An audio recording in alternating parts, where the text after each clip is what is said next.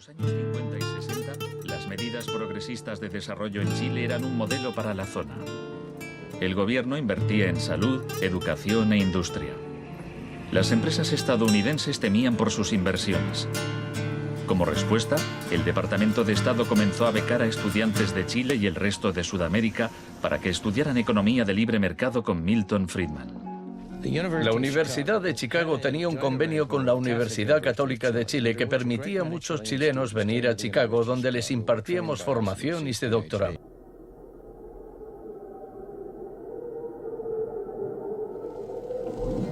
¿Superará otros hombres este momento gris y amargo donde la traición pretende imponer? ¡Viva Chile! ¡Viva el pueblo! ¡Vivan los trabajadores!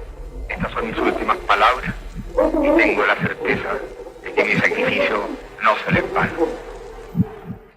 Se cumplen 45 años ya del golpe de Estado de 1973, 11 de septiembre, estamos hablando de Chile, obviamente.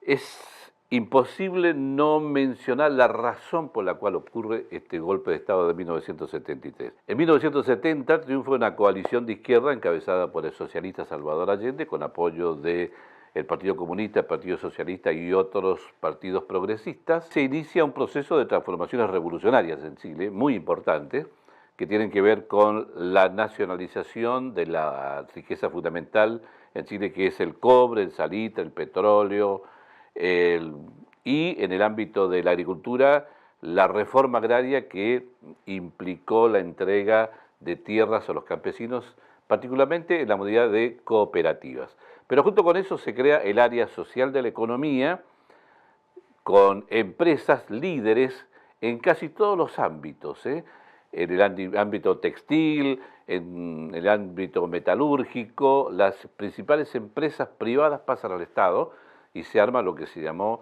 en aquel momento el área social de la economía. Después había un área mixta de la economía que la integraban por partes iguales, aunque mayoritariamente por parte del Estado, el Estado por un lado y empresarios privados. Y después estaba la economía que ya conocemos, que es la economía privada, ¿no?, que nunca desapareció en Chile, por lo menos en sus expresiones de lo que acá llamamos las pymes, las pequeñas y medianas empresas. Esta era la economía chilena en la época de Salvador Allende.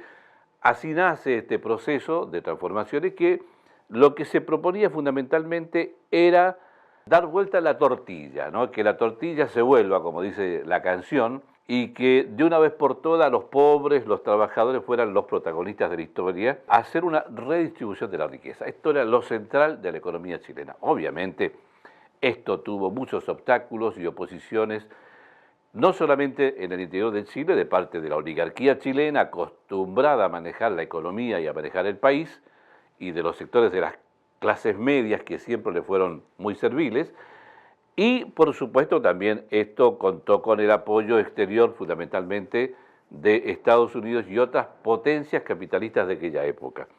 Y se inició un proceso de desgaste del gobierno de Salvador Allende, que terminó con el golpe de Estado del 11 de septiembre de 1973.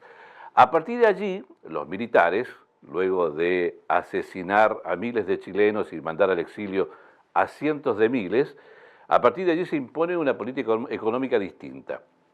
En un primer momento, un año y medio, Pinochet, que solamente sabía mandar a los militares y que no se entendía nada de economía, obviamente, cometió desastres en lo económico, puso personas que obviamente no tenían mucho conocimiento de economía, puso militares. O sea, el gabinete de Pinochet era un gabinete de militares. Los tipos no sabían nada y llevaron al país a la hecatombe. Esto obviamente obligó al gobierno a buscar una salida, porque al año y medio de Pinochet, en Chile, en la época de Pinochet, la inflación era del 20% por mes. Esto llevó a grandes sectores de trabajadores a la pobreza, a la miseria, y le estaba yendo muy mal a Pinochet. ¿Qué hizo Pinochet? Se fue a Estados Unidos. ¿A dónde sino si ellos habían sido los que habían apoyado el golpe de Estado? Y en Estados Unidos le ofrecieron a los Chicago Boys. Los Chicago Boys representaban lo que nosotros llamamos comúnmente como economía neoliberal, ¿no? Milton Friedman era el economista que en aquel tiempo era el economista estrella y que imponía una nueva modalidad de economía que se llamó neoliberalismo. ¿En qué consistía esto? En todo lo contrario que había hecho Allende, todo lo contrario, ¿no? Desaparece el área social de la economía, desaparece el área mixta de la economía y en concreto lo que se proponía la política de los Chicago Boys era de que había que desregular todo el proceso económico. ¿Qué significa desregular? Sacar todas las trabas que supuestamente el Estado le pone a los grandes capitalistas para que hagan lo que quieran. O sea, para decirlo en términos que se entienda, imponer la ley de la selva, donde se impone el más fuerte, ¿no? Obviamente, que es lo mismo que no haya leyes, en materia económica. Esto es lo que se empezó a imponer en Chile ya por el año 1975 recién, o sea, había pasado ya más de 1 año y medio, 2 años del golpe de Estado de 1973.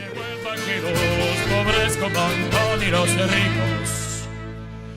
Mierda, mierda.